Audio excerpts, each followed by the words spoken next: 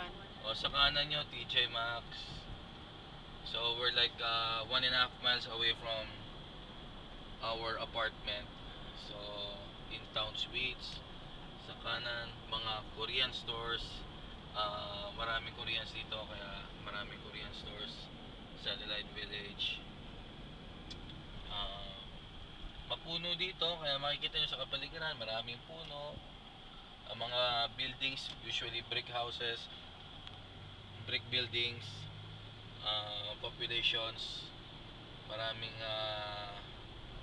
Indians, hindi po mga Native American Indians, but Indians from the country India. So marami din po, on your right makikita niyo mga apartments, maraming mga apartments dito. Mapuno talaga. Kaya very welcome ang mga punong yan sa summer para medyo maginaw-ginaw. So on our left is Kohl's department store. Meron dyan Target, Babies R Us. Makikita natin pagka left natin dito, makikita nyo po kung maaliwalas ang kalsada, maluwag. Maski maraming kotse, hindi po masyado nagka-traffic unless it's rush hours, medyo may traffic din po.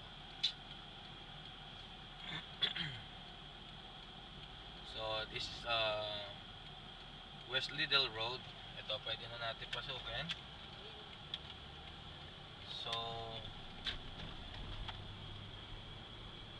pakita mo, mami, sa left ang Kohl's.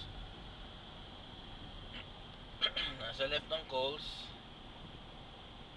andyan ang Kohl's, ang Target, Super Target, at saka Babies R Us.